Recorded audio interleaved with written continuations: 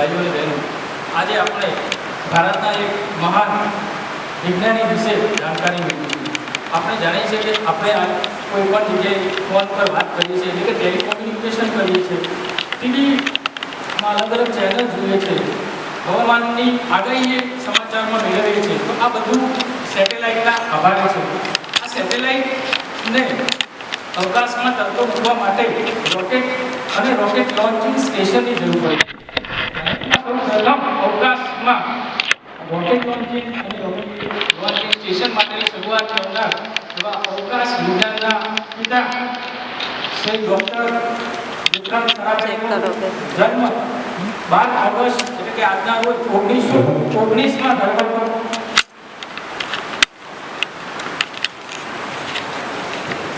સ્વતંત્રની ચળવળ માટે જરૂરી પૈસા એટલે કે આર્થિક મદદ પણ કરતા હતા. વિક્રમ સારાભાઈના માતા સરદારદેવી એક સમાજ સુધારક અને કલા પ્રેમી હતા. વિક્રમ સારાભાઈ બાળપણથી ખૂબ જ ઉત્સાહી હતા. એમનો જન્મ થયા 2 મહિના પછી જ્યારે રવિન્દ્રનાથ ટાગોર એમના ઘરે આવે છે, જ્યારે રવિન્દ્રનાથ ટાગોર વિક્રમ સારાભાઈના કપાળને જોઈને એવી આગાહી કરે છે, ભવિષ્યવાણી કરે છે કે આ બાળક મોટો થઈને દેશ માટે ખૂબ જ મોટા કામ કરે છે. આ સમયે જ્યારે આપણો ભારત દેશ આઝાદ થતો થયો ત્યારે સ્વતંત્ર સેનાનીઓ વિક્રમ સારાભાઈના ઘરે અવારનવાર આવતા હતા અને એમાં જવાહરલાલ નહેરુ, મોતીલાલ નહેરુ, સરોજિની નાયડુ, મૌલાના આઝાદ, ગાંધીજી વગેરે જ્યારે પણ અમદાવાદ આવતા ત્યારે એમનું ઠેકાણું અંબાલાલ સારાભાઈનું ઘર જ રહેતું હતું. આ કારણોસર દેશભક્તિના વાતાવરણમાં વિક્રમ સારાભાઈનો ઉછેર થયો હતો. વિક્રમ સારાભાઈએ પ્રાથમિક શિક્ષણ મોન્ટેસરી પદ્ધતિ દ્વારા મેળવ્યું હતું. ત્યારબાદ તેમણે હાઈસ્કૂલનું શિક્ષણ એટલે કે આરસી વિદ્યાલયમાંથી મેળવ્યું અને ગુજરાત કોલેજમાંથી સાયન્સની પદવી મેળવી. આ ઉપરાંત તેમણે વધારે ઉચ્ચ અભ્યાસ માટે કેમ્બ્રિજ યુનિવર્સિટીમાં જવાનો નિર્ણય કર્યો. આ માટે રવિન્દ્રનાથ ટાગોરના રિકમેન્ડેશન લેટરથી એમને ઇંગ્લેન્ડની કેમ્બ્રિજ યુનિવર્સિટીમાં પહોંચી ગયા અને ત્યાં એમને અભ્યાસ કરવાનું શરૂ કર્યું. ત્યાં તેમણે સાયન્સમાં ટ્રાઇકોસની પદ્ધતિ એટલે કે નેચરલ સાયન્સની અંદર ટ્રાઇકોસ એટલે કે તેની જે પરીક્ષા છે એની ડિગ્રી પ્રાપ્ત કરી. ત્યારબાદ તેમણે ટ્રાઇકોસ પ્રાપ્ત કર્યા પછી પીએચડી માટે રિસર્ચ કરવાનું ત્યાં શરૂ કર્યું. પીએચડીના રિસર્ચ માટે એને કોસ્મિક રે અનુસંધાન શરૂ કર્યું. પણ જ્યારે વેકેશનમાં એ ઘરે ભારત પાછા આવે છે ત્યારે એ સમયમાં દ્વિતીય વિશ્વયુદ્ધ ચાલુ થઈ જાય છે. દ્વિતીય વિશ્વયુદ્ધના કારણે એ ફરીથી અભ્યાસ માટે કેમ્બ્રિજ જઈ શકતા નથી. પણ એમને નક્કી કર્યું કે હું ભારતમાં રહીને જ મારી પીએચડીનું અનુસંધાન એટલે કે રિસર્ચ પૂરું કરીશ. આ માટે એમણે કેમ્બ્રિજમાં પરમિશન માંગી કે ભારત રહીને હું કેવી રીતે મારું રિસર્ચ પૂરું કરી શકું. તો કેમ્બ્રિજથી લેટર આવ્યું કે તમે ભારતની અંદર તે વખતના નોબેલ પારિતોષિક વિજેતા ડૉક્ટર સીવી રામનના માર્ગદર્શન હેઠળ તમારી રિસર્ચ અને પીએચડીની કાર્ય આગળ કરી શકો છો. એ વખતે ડૉક્ટર સીવી રામન સાહેબ બેંગ્લોરના આઈઆઈએસસી એટલે ઇન્ડિયન ઇન્સ્ટિટ્યૂટ ઓફ સાયન્સની અંદર વૈજ્ઞાનિકોને રિસર્ચ કરાવતા હતા. આ માટે વિક્રમ સારાભાઈ બેંગ્લોરમાં એમના સંસ્થામાં ગયા અને આઈઆઈએસસીમાં વિક્રમ સારાભાઈ, સીવી રામન તથા એક મોટા મહાન વૈજ્ઞાનિક એવા ડૉક્ટર હોમી ભાભાને મળ્યા. હોમી ભાભાએ આપણા દેશ માટે ન્યુક્લિયર પાવર સ્ટેશન અને દેશને ન્યુક્લિયર પાવર નેશન બનાવવા માટેનો પાયો નાખ્યો હતો. એ બંને વૈજ્ઞાનિકોને કોસ્મિક રે ઉપર સમાન રસ હતો, જેના કારણે એમનામાં ખાસ મિત્રતા થઈ ગઈ અને એ સમયગાળા દરમિયાન આઈએસએસસીના રિસર્ચ માટે ફંડની જરૂર માટેની એક ઇવેન્ટમાં વિક્રમ સારાભાઈ મૃણાલિની સ્વામીનાથનને મળ્યા. આ મૃણાલિની સ્વામીનાથન સાથે એમના વારંવાર સંપર્કના કારણે પછી એમના 1940માં એમના લગ્ન થયા. લગ્ન બાદ તેમના 2 સંતાન હતા, એક કાર્તિકેય સારાભાઈ અને હાલ બીજા મલ્લિકા સારાભાઈ. હવે દ્વિતીય વિશ્વયુદ્ધ પત્યા પછી વિક્રમ સારાભાઈ પોતાની ડિગ્રી પીએચડીની પૂરી કરવા માટે પાછા ઇંગ્લેન્ડ કેમ્બ્રિજ યુનિવર્સિટીમાં જાય છે. કેમ્બ્રિજ યુનિવર્સિટીમાં જઈ એમની પીએચડીનું રિસર્ચ શરૂ કરે છે અને 1947માં કોસ્મિક રે ઇન્વેસ્ટિગેશન ઓન ટ્રોપિકલ લેટિટ્યુડ વિષય ઉપર પીએચડીની પદવી પ્રાપ્ત કરી છે. ત્યારબાદ એ ભારત નવેમ્બર 1947માં ભારત પાછા આવે છે. જ્યારે ભારત આવે છે ત્યારે જુએ છે ભારતનો આખો માહોલ હોય એ બદલાઈ ગયો હોય છે, કારણ કે ભારત આઝાદ થઈ ગયું હોય છે. પણ 200 વર્ષની ગુલામી બાદ ભારતની અંદર અનેક સમસ્યાઓની ગરમી, બેકારી, ભૂખમરી, નિરક્ષરતા વગેરે સમસ્યાઓ જોઈ અને વિક્રમ સારાભાઈએ પોતાનું જીવન સાયન્સ, ટેકનોલોજી, રિસર્ચ અને મેનેજમેન્ટને સમર્પિત કરવાનું નક્કી કર્યું. ત્યારબાદ વિક્રમ સારાભાઈએ પોતાના માતા પિતાની મદદ વડે અમદાવાદની અંદર PRL એટલે કે ફિઝિકલ રિસર્ચ લેબની શરૂઆત કરી અને દરેક લોકો વિજ્ઞાનને સમજે એના માટે સંશોધનો ચાલુ થયા. ત્યારબાદ એમના પિતાનો વ્યવસાય હતો, એમને અનેક કાપડની મિલો હતી. એ મિલોની અંદર કેવી રીતે ઉદ્યોગમાં વધારે વિકાસ થાય, વધુમાં વધુ કાપડનું ઉત્પાદન થાય, એટલે આધુનિકીકરણ માટે એક રિસર્ચ માટે અટીરાની સ્થાપના કરી. અટીરા એટલે કે અમદાવાદ ટેક્સટાઇલ ઇન્ડસ્ટ્રી રિસર્ચ એસોસિએશનની શરૂઆત થઈ. આ શરૂઆત થઈ અને એના પછી થોડા સમય બાદ 1950માં એમના પિતા અંબાલાલ સારાભાઈએ વિક્રમ સારાભાઈને સારાભાઈ કેમિકલ્સના ચેરમેન બનાવી દીધા. એટલે સારાભાઈ કેમિકલ્સ બરોડામાં હતી, વારંવાર અમદાવાદથી બરોડા એના કામ માટે જવાનું રહેતું હતું. સારાભાઈ કેમિકલ્સમાં વિક્રમ સારાભાઈએ અનેક કેમિકલ્સનો ઉપયોગ કરીને દેશ માટે સ્વદેશી વસ્તુઓ બનાવવાનું ચાલુ કર્યું. આ દરમિયાન જ્યારે પણ એ બરોડા જતા ત્યારે ફિઝિકલ રિસર્ચ લેબના કોઈના કોઈ સાયન્ટિસ્ટ અથવા તો યુવા વૈજ્ઞાનિકને સાથે લઈ જતા, જે રસ્તામાં પણ બ્રેન સ્ટોર્મિંગ કરતા અને રિસર્ચ માટેની વાતો કરતા.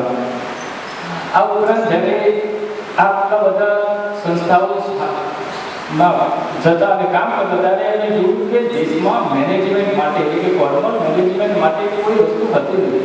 એટલે એમને વિચાર્યું કે આપણા દેશમાં નેશનલ લેવલની મેનેજમેન્ટ સંસ્થાની જરૂર હતી. એટલે એટલા માટે એ તત્કાલીન પ્રધાનમંત્રી જવાહરલાલ નહેરુને મળ્યા અને એમને પ્રસ્તાવ આપ્યો કે આપણા દેશમાં નેશનલ લેવલની ઇન્સ્ટિટ્યૂટની સ્થાપના થાય. નેશનલ લેવલની ઇન્સ્ટિટ્યૂટ એટલે કે આપણે IIM તરીકે ઓળખીએ છીએ. તે આ પ્રસ્તાવ બાદ 1957માં જવાહરલાલ નહેરુએ IIM એટલે કે નેશનલ લેવલની ઇન્સ્ટિટ્યૂટ સ્થાપવા માટેની ઘોષણા કરી અને એના માટે 2 કમિટી બનાવી. તે કમિટીનું કામ એવું હતું કે આપણા દેશમાં કઈ જગ્યાએ આ સંસ્થાની સ્થાપના કરવી અને કયા મોડલ ઉપર ચલાવવી. 2 વર્ષના સંપૂર્ણ ઊંડાણપૂર્વકના અભ્યાસ બાદ આ કમિટીએ જાહેર કર્યું કે આપણા દેશમાં બોમ્બેની અંદર IIMની શરૂઆત કરવી જોઈએ અને એને સંપૂર્ણ ઓટોનોમી મોડલ ઉપર ચલાવવી જોઈએ. ઓટોનોમી એટલે સંપૂર્ણ સ્વાયત્તતા હોવી જોઈએ. પરંતુ એ વખતની મહારાષ્ટ્ર સરકાર અને યુનિયન સરકાર વચ્ચે ઓટોનોમી મુદ્દે એટલા માટે તરત જ વિક્રમ સારાભાઈએ પ્રસ્તાવ કર્યો કે IIMને ગુજરાતમાં બનાવવામાં આવે અને ગુજરાતમાં એ વખતના ચીફ મિનિસ્ટર એટલે CM ડોક્ટર જીવરાજ મહેતાને મળીને અમદાવાદમાં IIMની સ્થાપના માટે જમીનની ફાળવણી માટે મંજૂરી મેળવી હતી. ત્યારબાદ આ બધા વાતોમાં ઘણો સમય ગયો. એટલા માટે IIMની સ્થાપનામાં ખૂબ જ સમય ગયો અને ત્યારબાદ 1961ની અંદર ભારત સરકારે એક સાથે 2 IIM શરૂ કરવા માટે નિર્ણય લીધો અને એના કારણે નવેમ્બર 1961માં એક IIM સંસ્થા કલકત્તામાં થઈ અને ડિસેમ્બર 1961ની અંદર બીજી IIMની સ્થાપના અમદાવાદમાં કરવામાં આવી. અમદાવાદની IIM એટલે કે ઇન્ડિયન ઇન્સ્ટિટ્યૂટ ઓફ મેનેજમેન્ટ. એની અંદર આજે પણ વર્લ્ડમાંથી પણ લોકો મેનેજમેન્ટનો અભ્યાસ કરવામાં આવ્યો છે. આ IIM એક એવી સંસ્થા છે જેમાં કોમર્સમાં છે, જેમ આપણે સાયન્સના વિદ્યાર્થીઓ નીટ અને જે લોકોની એક્ઝામ કરીને આગળ જાય છે એ રીતના 12 કોમર્સના વિદ્યાર્થીઓ કેટની એક્ઝામ આપ્યા બાદ 12 માર્ક્સ અને ઇન્ટરવ્યુ પછી IIMમાં એડમિશન મેળવી શકે છે. આ IIMની વિશાળ લાઇબ્રેરીનું નામ વિક્રમ સારાભાઈની નામ ઉપરથી પાડવામાં આવ્યું. તો આ મેનેજમેન્ટની સંસ્થા સ્થાપ્યા બાદ એ અરસામાં દુનિયાની અંદર સ્પેસ રેસ ચાલુ થઈ ગઈ હતી. એટલે સોવિયત યુનિયન એટલે USSR અને અમેરિકા અવકાશમાં સેટેલાઇટ લોન્ચ કરવાનું શરૂ કરી દીધું. સોવિયત યુનિયને સૌથી પહેલો સેટેલાઇટ સ્પુટનિક 1 લોન્ચ કર્યું. ત્યારબાદ અમેરિકાએ પોતાનો પહેલો સેટેલાઇટ એક્સપ્લોરર 1 લોન્ચ કર્યું. આ જોઈને વિક્રમ સારાભાઈ ખૂબ જ પ્રભાવિત થયા. એમને પણ કહ્યું કે ભારતે પણ સ્પેસ એટલે કે અવકાશ ક્ષેત્રે પોતાનું આગળ વધવું જોઈએ. એમને એવું માનતા હતા કે અવકાશ રિસર્ચ એ ભારત માટે સફળતા માટેની ચાવીરૂપ બની રહી છે. ભારતે આગળ વધવા માટે સ્પેસ પ્રોગ્રામની ખૂબ જ જરૂરિયાત છે. આ માટે ફરીથી જવાહરલાલ નહેરુને મળે છે અને સ્પેસ પ્રોગ્રામ માટે એમને કન્વિન્સ કરવાનો પ્રયત્ન કરે છે. ત્યારે અનેક લોકો એનો વિરોધ કરે છે, કારણ કે ભારતમાં અનેક સમસ્યાઓ છે, ગરીબી, બેકારી, બેરોજગારી અને નિરક્ષરતા. અને એ દાયકામાં જો સ્પેસ માટે મોટો ખર્ચ ઉપાડવામાં આવે એવું એટલે એનો વિરોધ કરતા હતા. લોકો એવું કહેતા હતા કે we need rice not rocket, અમને ચોખાની જરૂર છે, રોકેટની જરૂર નથી.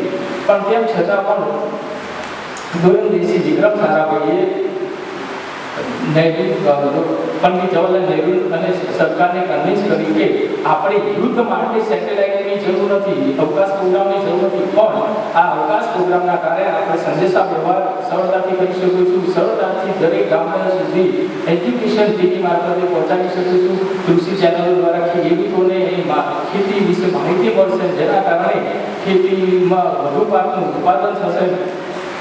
આવા ક્રાંતિકારી વિચારોના કારણે જવાહરલાલ નહેરુએ અને એ વખતના ન્યુક્લિયર સાયન્ટિસ્ટ ડૉક્ટર હોમી ભાભાએ એમને સમર્થન આપ્યું અને સ્પેસ પ્રોગ્રામ શરૂ કરવાનું નક્કી કર્યું.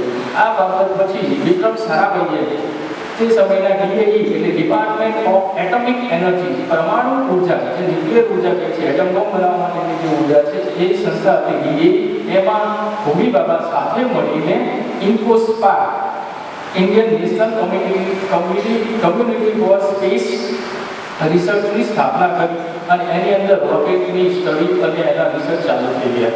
ત્યારબાદ રોકેટ અને સ્પેસ પ્રોગ્રામ માટેનો એક રોડમેપ તૈયાર કરી દીધો હતો. હવે તેમને જરૂર હતી કે રોકેટ લોન્ચ ક્યાં કરવું અને રોકેટ લોન્ચિંગ સ્ટેશન કેવી રીતના બનાવવું.